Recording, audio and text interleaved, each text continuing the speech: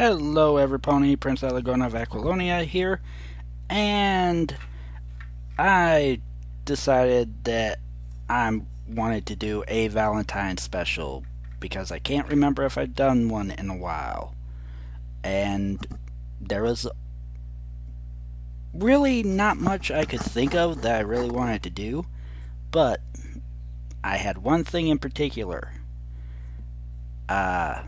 I've mentioned it before in videos that it's one of my favorite stories. One of my favorite creepypastas specifically. And this is the right time to actually do a reading of it. And that is Forgotten Valentine by Michael Whitehouse. So, that's what we're going to do. We're going to read this bitch. Alright. I had managed to keep a healthy skepticism of ghosts, ghouls, and all things supernatural until I was 28. I found most claims of such things to be dubious at best and harmful at worst. I was very much in the camp of the classical sciences as I had studied physics at Edinburgh University several years earlier. While my profession has never taken me back into the scientific arena, I had until this time maintained a ruthless opposition to pseudoscience and superstition. My friends often wonder about the change they saw in me at that time. What surprised them was that it wasn't a slow, steady change of heart, but rather a complete turnaround overnight, a transformation, if you will. It may have appeared as if it occurred so very quickly, but in fact it happened over a slightly longer time scale. 2 weeks to be precise. It was February. In fact, it was the week of Valentine's Day. Around this time, I was going through a socially isolated phase. It's something which often happens in the bleak Scottish winters, where I become increasingly wrapped up in my own loneliness and passing bitterness at those who fit in. It was, and still is, a neurotic hangover from my teenage years, one which has plagued me for far too long. 2 weeks earlier, I had found myself wandering through the cobbled streets of Edinburgh to clear my head. Walking, as amusing as it may seem, has always been a great comfort to me. You are, in every sense, alone with your thoughts, but that part of you which craves the company of others is slightly appeased by being in the world, even if you're only in it long enough to share a glance with a passing stranger. Edinburgh is a very old city, and has remarkably kept much of its former self.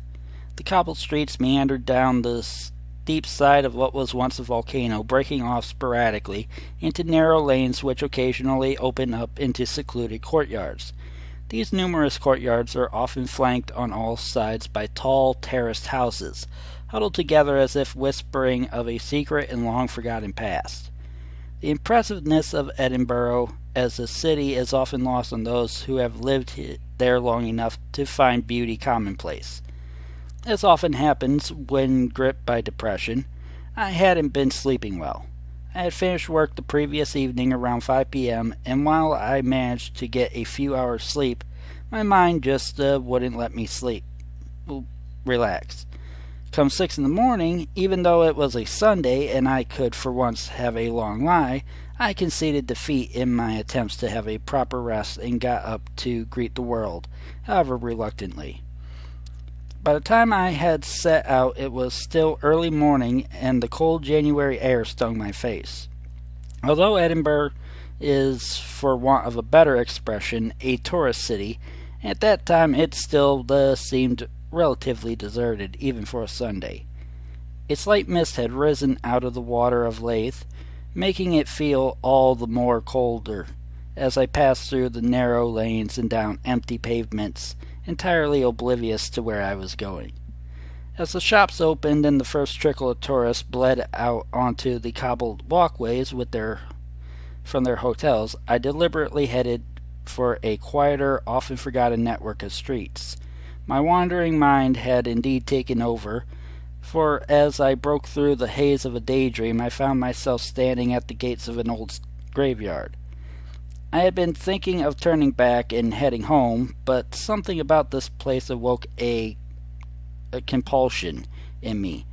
I had to explore it.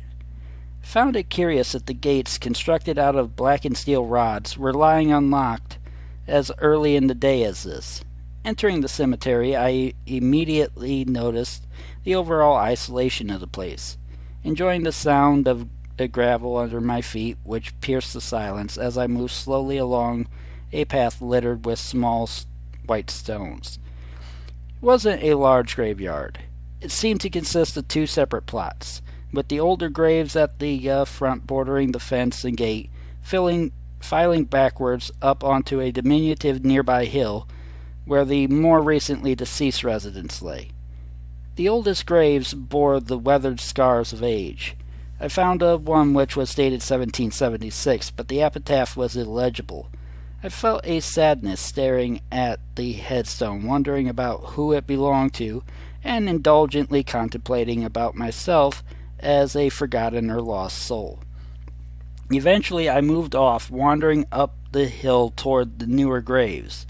I found myself drawn to a large old sycamore tree which loomed over several graves below it, and with an almost protective demeanor. I stared at one of the headstones, reading the words but not registering them, as my mind was engulfed by yet another daydream. The grave stood out somewhat from those around it. The headstone was white in color, while those which accompanied it were forged out of a deep black marble. Without thinking, I ran my hand over the smooth stone, feeling the occasional mark of the elements upon it. At the foot of the headstone lay a small, innocuous vase. It was made of a brownish metal, copper I assumed, as the surface exhibited small veins which were blue in color due to its exposure to the weather. As I stood there, something rose out of my mind, something which bothered me greatly. At first I did not know what it was, experiencing it merely as a low, growing sense of discomfort. As this feeling of unease reached a crescendo, I suddenly realized what was wrong. The name on the grave was Lisa Maine. I knew that name well. Everyone in the local area did. I had known her when I was growing up, as we went to the same school together. She was someone that I watched from afar, full of life and exuberance, while I was shy, reclusive, and reserved. I possessed that intense infatuation and desire for her which only a first love can produce. The words on her headstone came into sharp focus. Age 15. I was overcome with a tremendous sense of grief and loss, one which took me entirely by surprise, so much so that I had to leave that place. I just couldn't bear it. As someone who prides himself on being level-headed and immune to flights of fancy, I could not shake the profound unease which often comes with outrageous coincidence. I exited the graveyard as quickly as possible and headed home, ignoring the now cluttered Edinburgh streets. I did not look back. Over the following few days or so I was preoccupied. I was overworked and was having trouble sleeping, but that was not unusual for me. What was unusual were the immovable thoughts and memories of Lisa Maine, thoughts which now stayed with me wherever I would go. I had been terribly affected by her death, as we were only 15 years old at the time, but that was over a decade ago, and I had not thought of her for many years. It was as if seeing the gravestone had awoken a sense of loss, a sense of pain which I had managed to bury so far deep inside of me that I had persuaded even myself to forget it. A cacophony of memories now haunted me, beautiful and terrifying. At any one moment I would be exhilarated by the thought of her smile, her hair, her kindness, and at the very next engulfed by despair at the image of her lying under 6 feet of earth, cold and alone, once full of life, now a decaying husk, which had long ago housed that beautiful soul. If I had told anyone of how I felt, they would have called me overly emotional or sentimental, for the fact remained I barely knew Lisa. Watching her for years across a classroom, I imagined myself talking with her, sharing those intoxicating moments which mean so much to a teenager. The the first connection with someone you adore, the first feeling of being loved, the first kiss. I had, in fact, hardly ever spoken to her until only a few weeks before she died. In one of those embarrassing maneuvers which teachers often pull, the pupils were all forcefully partnered with someone to take to our first social dance. Social dancing was a torrid affair. For someone like Lisa, it was fun and to be enjoyed, while for me it was something to be detested. I was embarrassed, possessing none of the talent to be a dancer, and even more so afraid to spend time with a girl, held back by my own teenage awkwardness. It was the end of January, and Lisa quickly set me at ease in social dancing class, where we practiced. I cannot convey yet the simultaneous sense of joy and fear which I felt when she asked me to walk her home that day. Some people find social interactions to be exhausting, much like myself, always worried about saying the wrong thing, but some individuals can set others at ease with the smallest of effort. Lisa was one of those people. As we walked across an elegantly Victorian bridge towards her house, the winter sun bathed our surroundings in a cool, comforting glow. I couldn't have been more content to be in the presence of this happy, kind-hearted girl. She was so beautiful, with an incredible smile and golden locks of hair, which seemed more at home in a fairy tale than our surroundings. For weeks we walked the same route home every day, talking, laughing, something I rarely did, and growing ever closer. When you are at that age, everything is so potent. Most can fall in and out of love in a who was not a particularly affectionate woman. So, in that short time, I fell in love with Lisa Main. On the 13th of February, we stopped outside her house. We stood talking for a moment, and then for the first time Lisa became distant. She stared straight at me in a way that she had never done before. I felt uneasy, yet exhilarated. There was a moment, a tiny moment, where we said nothing to one another. Then she hugged me. Her fingers slid through my hair. I will never forget how sweet she smelled, how alive she felt, and how grateful I was to someone for showing me a kindness I had never previously known. Lisa slowly let go of me, and then skipped up to her front door. Just before she disappeared, she turned and smiled at me one more time. Then she was gone. Immediately, I knew what I was going to do. For the first time in my life, I was full of purpose and focus, a desire to do just one thing. I ran as fast as I could to the local shops. I was lucky, as most of them were shutting up for the day. A kind old man, who ran a rarely used card store, allowed me into his shop, even though he was just closing. I was going to buy my first Valentine's card. It had to be perfect. It had to be just right. After looking at almost every card I could afford, I found one. It was fate. The card was red with a white circle in the middle. In that circle was a boy and a girl walking hand in hand into the distance together. I did not care what it said inside, because I have always had a way with the written word, and I knew I could put something down which came from the heart. I bought it. After leaving the card shop, I went straight into my local newsagent's. I had kept aside my last £2.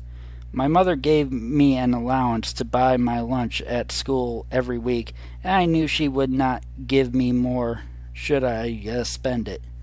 Despite it meaning I would have to go without lunch for a few days, I bought a box of chocolates to accompany the card.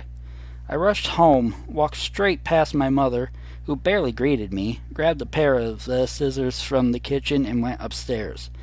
I knew I would get into an unbelievable amount of trouble for it, but I didn't care. I cut a slither of material from the red curtains hanging in my mother's room, and tied the makeshift ribbon around the box of chocolates. In my mind, it now looked like a Valentine's gift. I wrote in the card explaining how I felt about Lisa and how much those walks home had meant to me, signed it, sealed the envelope, and slid it under the ribbon so it sat nicely with the chocolates. I waited for the next day. It came too slowly. The 14th of February. I will never forget the excitement of getting ready for school. I took one last look at the chocolates and card before slipping them into my bag. I think I made it a little too obvious that I was carrying something important and delicate, as I cradled the whole bag in my arms for most of the day. I was so enthused, so focused, that I was going to march straight up to Lisa and give her the gift without a care for what the others, some of whom could be very cruel, would think. But she was not there. She wasn't in the playgrounds. She wasn't in her classes. For the subjects we shared, I sat and stared at her empty desk and chair. School finished, and I found myself walking the same route Lisa and I would normally. I stood outside her house, holding the chocolates. I can't describe the feeling I experienced there. Call it the effects of a lack of food, or the exhaustion of having been so primed for the day, but anxiety took me, and as a result I couldn't bring myself to knock on her door. I went home dejected. I couldn't so much as eat a bite of the undercooked ham my mother threw down in front of me, so I simply went upstairs and crawled into bed, barely sleeping all night. For the next 2 days I walked that same route and found myself holding on to those chocolates, not daring to cross the threshold of the little white fence in front of Lisa's house. On the third day I asked our teacher about Lisa's absence, something which just hadn't occurred to me to do. I associated any authority with being cold, distant, and unfair, and as a result normally avoided contact with my teachers at any cost. Mr. Randall, our history teacher, told me that Lisa had come down with a bad fever and was very ill. She could be off for weeks. With this news, I was resolute. I was going to knock on her door, and knock on her door was just what I did. I knocked and knocked and knocked, but no one answered. The next day I did the same, and again no one answered. It had now been 5 days since I had last seen Lisa. It was a Saturday, and once again I went over to Lisa's house, chocolates and card in hand.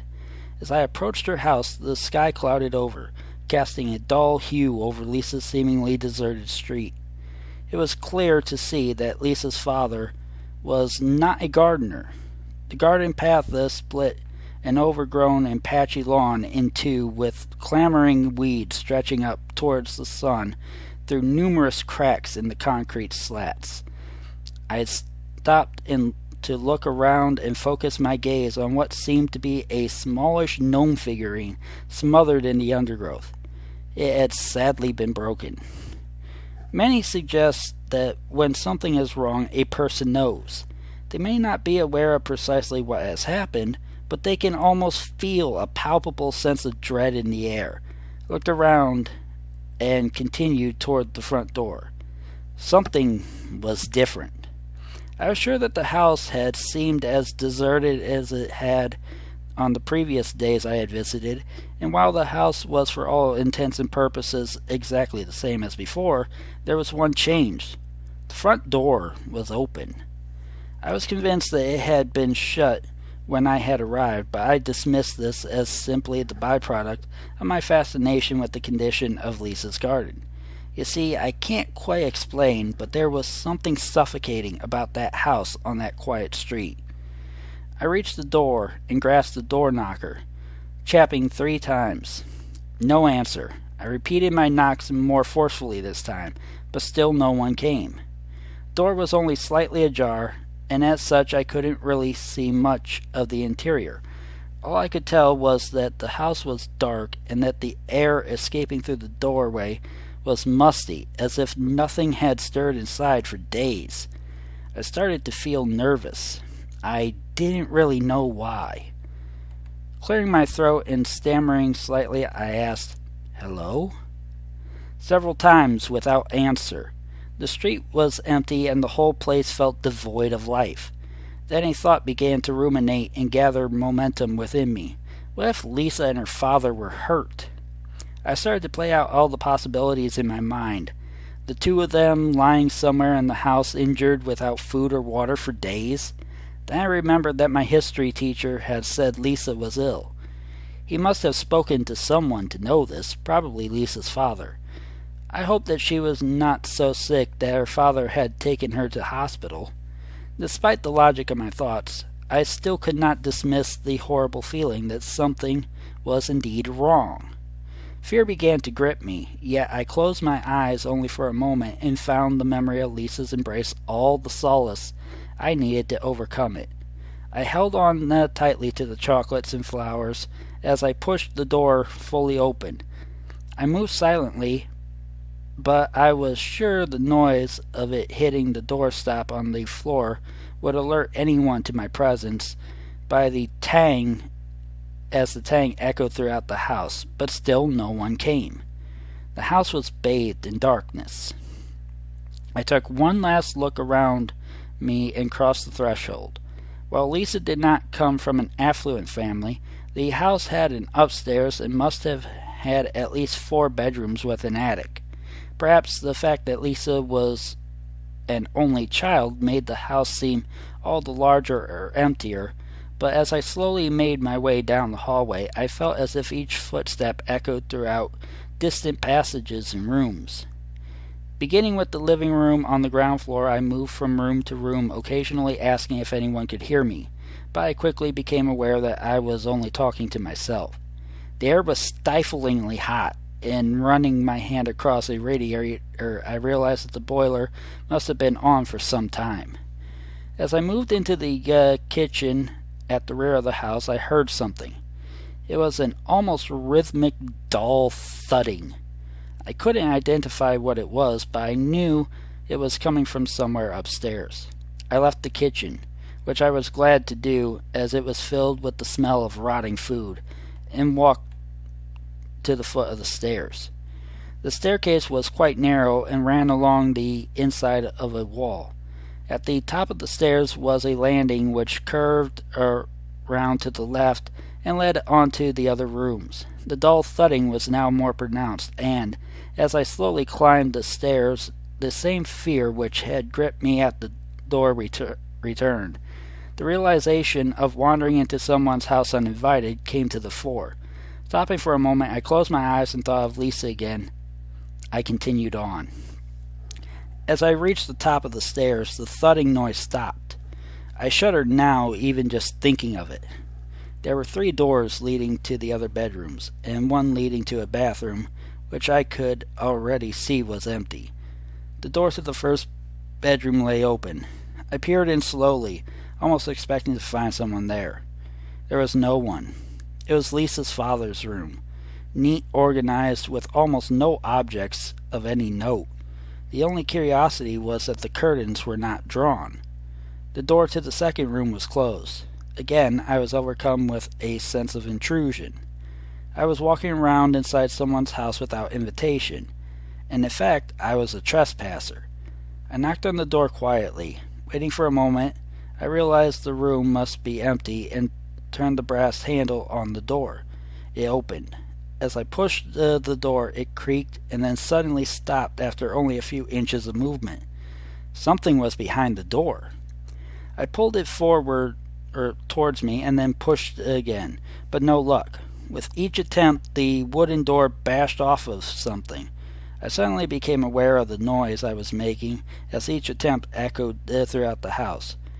It was not dissimilar to the thudding I had heard before. I tried one more time, pushing against the obstacle as hard as I could. No luck. I was about to give up and move on to the next room when I saw what was blocking my entrance. I will never forget the cold, glassy stare of the face which seemed to be peeking out from behind the bottom of the door. The skin a pallid gray, a few retreating locks of hair covering an otherwise balding head, globbles of sweat congealed under. Most of its features were obscured by the door, but the only visible eye still stared, clouded and covered in shadow. I didn't scream because I quickly realized that not only was this the face of Lisa's father, but that he was very much dead. I felt numb, but looking back I realized I handled the situation much more calmly than many of my age would have. But then I did have a strange fascination for such things, reading many accounts of quite horrific death scenes. I stared for a moment, composed myself, then instantly turned to thoughts of Lisa and where she might be.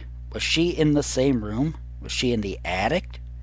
All I could hope was that she was okay. Something then happened. An event which I have to this day repressed, ignored, and avoided as much as I possibly could. Something which shook me to the core. Something which I have never told a soul.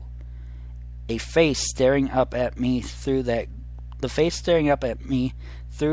gloom-filled gap in the doorway moved. At first it was only slight, and I disregarded it as the effects of shock. Then it moved again. Suddenly, the door began to shake violently, as if being punched and kicked by the body lying behind it. The head turned upwards, as the cracking of rigor mortis from the neck struggled against each sharp and vicious movement. A putrid, gurgling sound gasped out, enraged from deep within its bloated throat. I closed my eyes. I was sure it was not real. The banging stopped, and the house fell once again into silence. I let out a sigh of relief and opened my eyes. What I saw I could barely describe now. The face had moved upwards from behind the door to be level with mine. The door shook and rattled under the strain as its venomous attacker tried to claw and batter its way through. Finally, the face pushed and squeezed through the gap in the door, revealing its repulsively loathsome features in their entirety. Dead, swollen with clotted blood, gasping relentlessly for air, all the time staring straight at me through hate-filled eyes, with lips pulled back over teeth gritted together, grinding against one another in wretched hatred. I do not remember much of what took place after that. Perhaps I am glad to. I know I escaped. I know that I ran home confused, crying and babbling like a madman. I also know one more thing. While the memory has been pushed so deep inside that I can barely recognize it, I know whatever was in that room slipped through the gap in that doorway, slipped through and grabbed me. How I escaped, I don't know. The truth was more horrifying than I could have imagined. Lisa's father had lost his job a couple of weeks earlier, and his bills mounted, combined with the pressures of looking after his only child. He snapped. When the police entered the house, they found poor sweet Lisa's body in the cellar. Her wrists were tied to a radiator. She had been strangled to death. After killing his daughter, Lisa's father had then went upstairs and hanged himself in her room. After a few days of hanging there, the cord he used to choke the life from himself seemed to have snapped. The police found his body slumped behind the bedroom door. The door was open. As time eroded the memory, the explanation of these events altered greatly. Through my years of study at school and then university, I read of psychological pressures and how trauma could bring about vivid hallucinations. I had convinced myself that I had found Lisa's father dead and that the shock had produced the rest of the experience.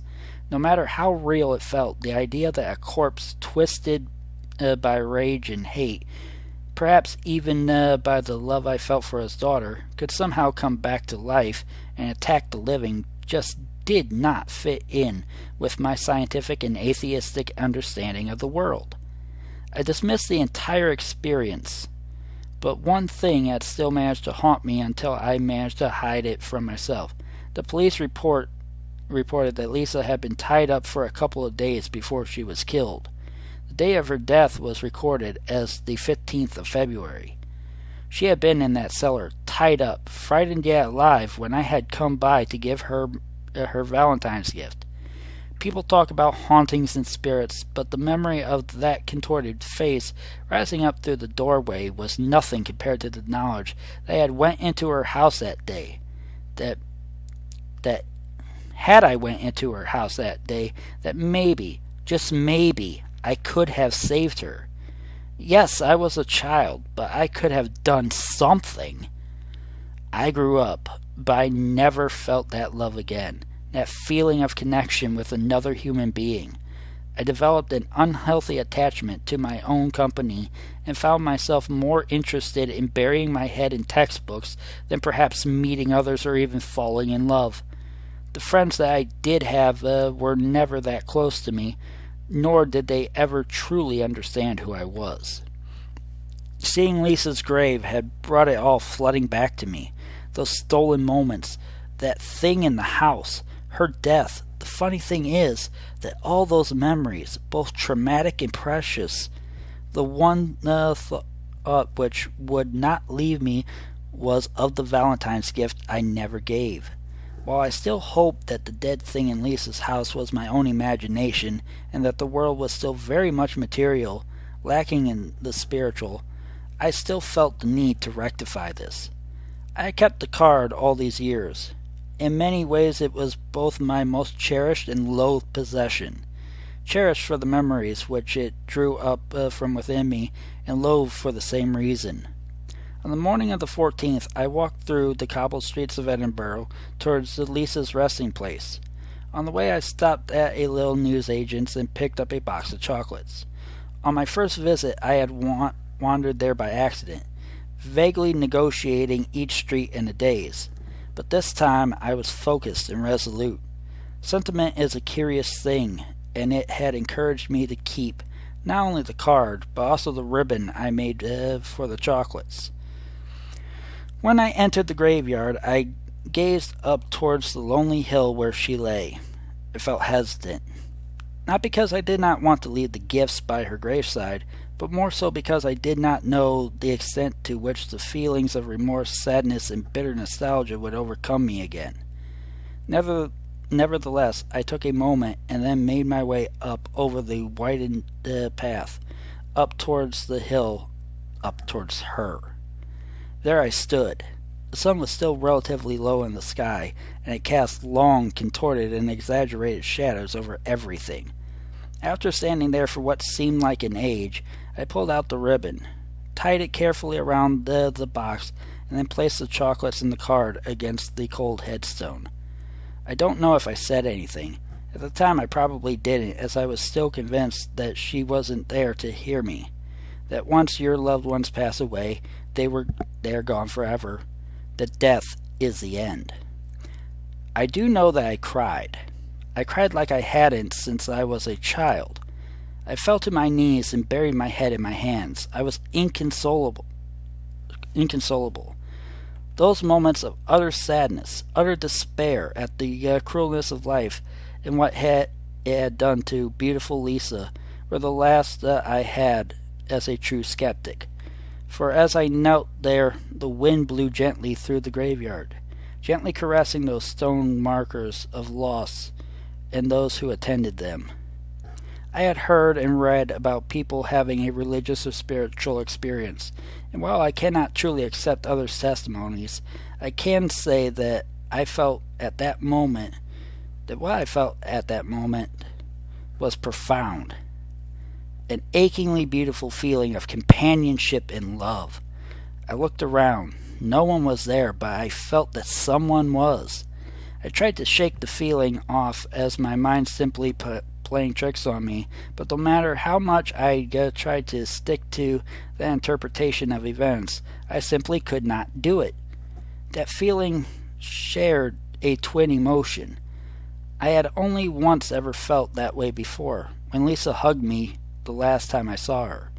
As the sensation washed over me, I realized that I had truly been searching for that same feeling again, but never found it until that moment. I stood up, wiped my eyes, and touched the gravestone as if to say goodbye. I walked to the graveyard entrance with a smile which stretched from ear to ear, something anyone who knows me will tell you is extremely unusual. When I reached the gate, I glanced once more at that hill, which for me was no longer a sight of loneliness, but one of love and friendship.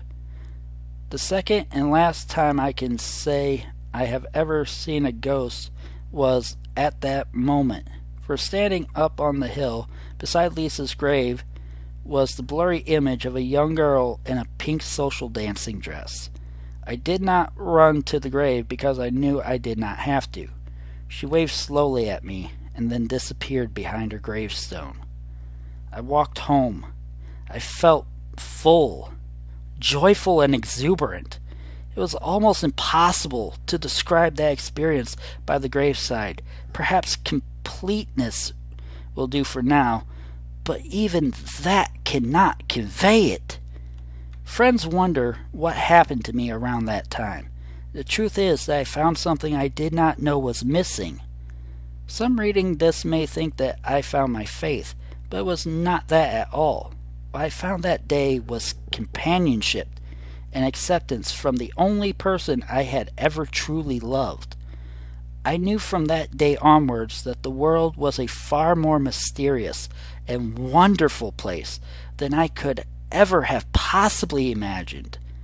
I knew that I would never fear being alone, for when I go wandering through the streets of Edinburgh and find myself on a quiet stretch of road, I smile to myself knowing that if I listen carefully, I can hear the footsteps of Lisa, that girl I loved so dearly when I was a child, walking with me wherever I go.